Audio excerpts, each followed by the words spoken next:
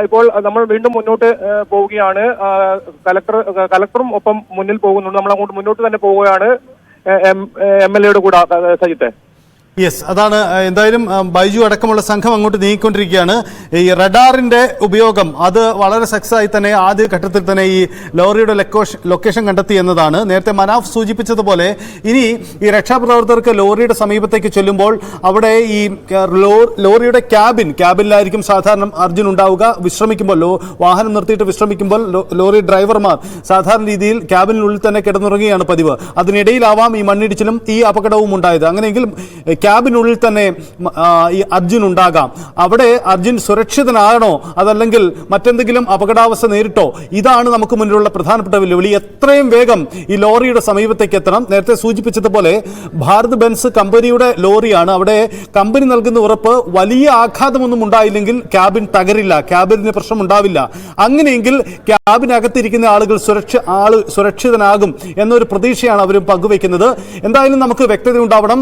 വരുന്ന മിനിറ്റുകൾ നിർണായകമാണ് ഈ രക്ഷാപ്രവർത്തനവുമായി ബന്ധപ്പെട്ട കാര്യം. നമുക്ക് ഓർക്കേണ്ട കാര്യം, അല്പസമയം മുമ്പ് അർജുന്റെ ഒരു ബന്ധുവിനെ പുറത്തുനിന്നും ഈ രക്ഷാപ്രവർത്തനം നടക്കുന്ന ഇടത്തേക്ക് അധികൃതർ വിളിച്ചിരുന്നു. അങ്ങനെയെങ്കിൽ ഈ രക്ഷാപ്രവർത്തനം ഒരു പ്രധാന ഘട്ടത്തിലേക്ക് എത്തിയോ എന്ന കാര്യത്തിൽ കൂടിയാണ് വ്യക്തത ഉണ്ടാവുക. ഒരുപക്ഷെ ഈ റഡാർ സിഗ്നലിൽ ലോറി കണ്ടെത്തി താഴെ കുടുങ്ങിക്കിടക്കുന്ന വാഹനങ്ങളിൽ എന്തോ കണ്ടെത്തി എന്നത് സ്ഥിരീകരിക്കുമ്പോഴാവാം ഒരുപക്ഷെ ഈ ബന്ധുക്കളെയൊക്കെ അങ്ങോട്ട് വിളിച്ചിരിക്കുക. എന്തായാലും പ്രധാനപ്പെട്ട ഒരു ഘട്ടത്തിലൂടെയാണ് പോകുന്നത്. ബൈജു അവിടേക്ക് പൊയ്ക്കൊണ്ടിരിക്കുകയാണ്. കർണാടക മാധ്യമ സംഘത്തിനൊപ്പം ഞങ്ങളുടെ പ്രതിനിധി ബൈജുവും അവിടേക്ക് എത്തിക്കൊണ്ടിരിക്കുകയാണ്. ഇന്നലെ മുതൽ അപകട സ്ഥലത്തെ ആ സാഹചര്യങ്ങൾ പ്രേക്ഷകരിലേക്ക് എത്തിക്കുകയാണ്. എന്തായാലും ഈ ലൊക്കേഷൻ കണ്ടെത്തിയിരിക്കുന്നു. അവിടെ ആണിപ്പോൾ ഇടപെടൽ ഉണ്ടാവുന്നത് എന്നതാണ് പ്രധാനപ്പെട്ട കാര്യം.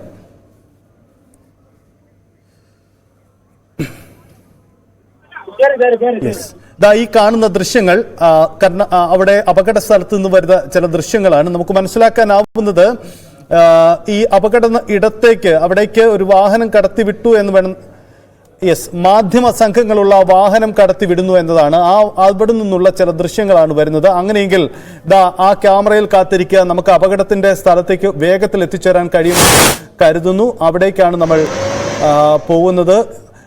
അപകടം നടന്നതിന് തൊട്ടു സമീപത്ത് ആ മണ്ണ് വീണ സ്ഥലത്തിന്റെ ആകാശ ദൃശ്യങ്ങളാണ് ഇപ്പോൾ പ്രേക്ഷകർ കാണുന്നത്. വലിയ ദുരന്തമാണ്. ഒരുപക്ഷെ ആ പ്രദേശത്ത് സമീപകാലത്ത് എങ്ങും ഉണ്ടാവാത്ത തരത്തിലുള്ള വലിയ ദുരന്തമാണ് ഉണ്ടായത്. അവിടെയാണിപ്പോൾ ഈ രക്ഷാപ്രവർത്തനം നടക്കുന്നത്. മണ്ണുമാന്തി യന്ത്രങ്ങളും മറ്റും ഉപയോഗിച്ച് ആ മണ്ണ് മാറ്റുന്ന പ്രക്രിയയാണ് അവിടെ പുരോഗമിക്കുന്നത്. സ്ഥിരമായി മണ്ണിടിച്ചിലുണ്ടാവുന്ന ഒരു മേഖലയാണ്. പക്ഷേ രക്ഷാപ്രവർത്തനം ആദ്യ മണിക്കൂറുകളിൽ വൈകി. ഒരുപക്ഷെ കാലാവസ്ഥ വെല്ലുവിളിക്കാവാം അതിന്റെ കാരണം. എന്തായാലും അതിനുമപ്പുറം ഇനി ഈ മണിക്കൂറുകളിലെ രക്ഷാപ്രവർത്തനം അത് ഈ ലോറിക്ക് സമീപത്ത് മണ്ണിൽ കുടുങ്ങിക്കിടക്കുന്നവരിലേക്ക് എത്തുക എന്നതാണ്. അതാണിപ്പോൾ നടക്കുന്ന പ്രവർത്തനം.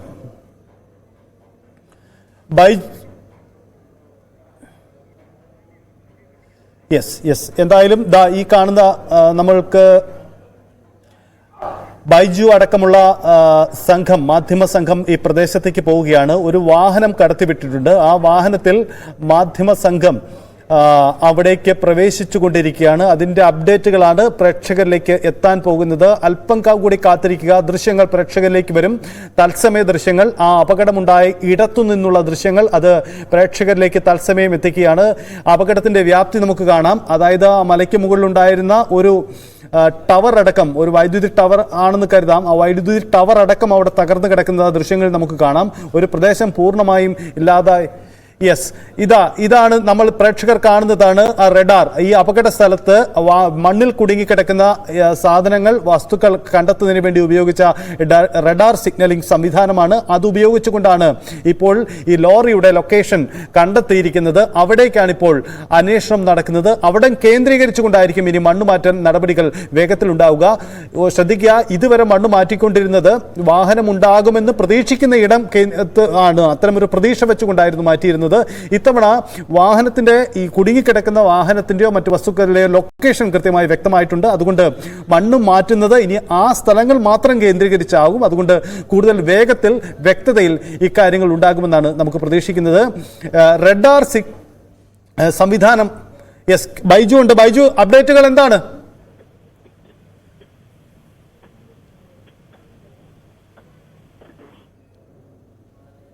യെസ്, ബൈജു അവിടേക്ക് എത്തിക്കൊണ്ടിരിക്കുകയാണ്. ബൈജു അടക്കമുള്ള മാധ്യമ സംഘം ആ വാഹനത്തിലുണ്ടെന്ന് മനസ്സിലാക്കുന്നു. ബൈജു ഉടൻ തന്നെ ഈ അപകടം നടന്ന ഇടത്ത് എത്തിച്ചേരുമോ?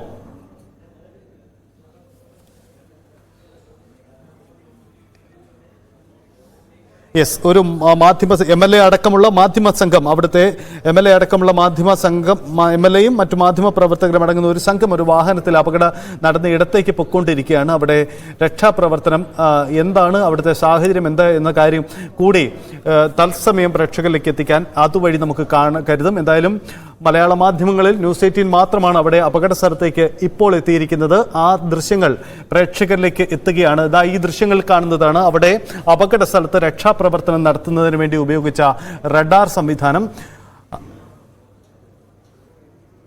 തത്സമയ ദൃശ്യങ്ങൾ പ്രേക്ഷകർ കാണുക. ഇതാ ഈ കാണുന്നതാണ് അപകടം നടന്ന സ്ഥലത്തിന് തൊട്ടടുത്തുള്ള ദൃശ്യങ്ങൾ. ഇതാ മണ്ണ് അവിടെ വീണ് കിടക്കുന്നത് കാണാം. അവിടെ ചില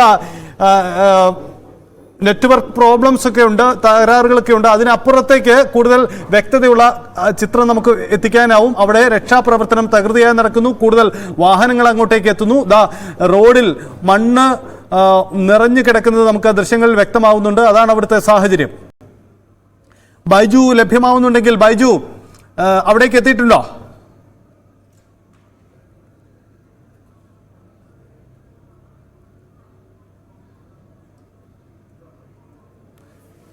യെസ്, ബൈജുവിലേക്ക് നമുക്ക് എത്തിച്ചേരാം. എന്തായാലും അവിടുത്തെ ആ സ്ഥലത്തേക്ക് എത്തിച്ചേരുകയാണ്. അത് ദേശീയപാത ഒരു ഒറ്റപ്പെട്ട പ്രദേശമാണ്. അതുകൊണ്ട് തന്നെ അവിടെ മൊബൈൽ സിഗ്നലിലും മറ്റും തകരാറുകൾ, അത്ര സുഗമമായ സിഗ്നൽ സംവിധാനമുള്ള സ്ഥലമല്ല.